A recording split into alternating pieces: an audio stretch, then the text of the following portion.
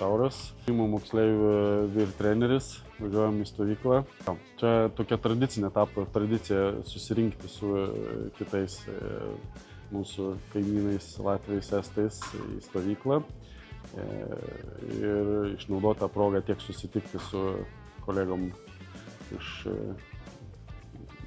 Estijos, Latvijos ir tuo pačiu mūsų perspektyvų jaunimą išvežti, treniruoti. Kaip keičia jūsų stovyklos planus, kad iš tikrųjų daug sniego šią žiemą ir būtent šiuo metu? Kaip, vis tiek orientuotis gerai reikia. Planus, be abejo, tai galbūt labiau veikia kasdieninį tą patį treniravimąsi, nes sunkiau yra galbūt rasti galimybę išbėgti, pasiorientuoti, todėl šita stovykla gerai susirinkti, kiek gal sąlygos ne tokios įprastos kaip vasaros metu, bet išspausim iš to, ką galima geriausiai išspausti. Gabija, ko labiausiai lauki šioje stovykloje Latvijoje? Labiausiai tai laukiu trasų, nes planuoju pagerinti savo techninius įgūdžius. Vilniaus žmonėm pabendraut, nes nelabai pažįstu jų visų. Taip pat pabėgiot, tikiuosi, pakankamai gerai, kad sąlygos netrukdys. Kadangi šis sezonas toks labai daug sniego jame šitame sezone, tai aš galvoju patobulinti savo įgūdžius būtent orientavimas trasoje. Su kuo komandoje geriausiai sutari ir kodėl? Labiausiai sutariu tai tikriausiai su savo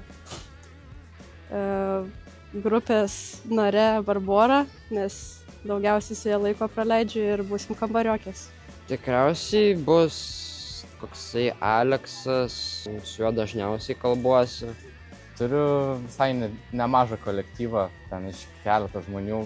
Dabar važiuoju vienam automobilyje su Domu Lazausku, tai labai gerai sutarėm su juo. Kokias svarbiausias varžybas turi šį sezoną? Svarbiausias varžybas tai tikriausiai paskutinis startas Europos jaunių čempionate. Tikslai, kadangi paskutinis, tai būti top 5. Tai jeigu pavyks patekti į rinktinę Europos čempionatai, bet šiaip tai visas svarbios pagal mane. Šį sezoną mano pagrindinis tikslas yra G-Walk 2026, kurios vyks Švedijoje. Toj grupiai mūsų amžiaus grupiai visai ankšta, tai pirmas tikslas būtų atsirinkti. Mano tikslas, kad būčiau patenkinti savo rezultatą. Ką pasiimi į stovyklą be ko neištverti? Tai šipus, nes kitaip nebėgčiau. Tai telefoną visą laiką reikia tėvam pranešti, kaip sekas, skambint ir šiaip susirašinėti gal su draugais, klasiokais, papasakot, kas dedasi dabar. Dar klausė mano vienas kitas draugas, kuris nevažiuoja, pasakot, kas ten vyksta toj stovykloj, kas įdomaus, tai jam turėsiu parašyti ką nors. Pagalvojau pirmą apie drabužius, paskui pagalvojau apie kompasą, vos nepamiršau identą ir žinoma pasiėmiau būtinus dalykus kaip pasą ir žemėlapio maišelį, net kelius, kad ir kiti paskolinčiau jau ką. Gera nuotaika turbūt yra svarbiausia, geras nusiteikimas, o toliau visus kitus dalykus galima išspręsti. Tai svarbiausia. Ir kokios tavo svajonių varžybos sustartuoti? Jukola, nes niekada nesu buvus, o dauguma draugų ten buvo ir atrodė tikrai ypatingas varžybos. Norėčiau startuoti pasaulio čempionate, tikriausiai bėgimo arba kalnų dviračiais. Taip toli negalvoju, bet kol kas pagrindinis tikslas, kad G-Walk, bet visai norėtųsi sudalyvauti ir elito grupės. Kas tave labiausiai motyvuoja treniruotis orientavimas į sportą? Atradimo džiaugsmas, kurį gaunu kiekvieną kartą atėjus į treniruotę. Atsipalaiduoju bėgdamas dažniausiai. Tiesiog bėgi ir pamiršti kaip ir viską.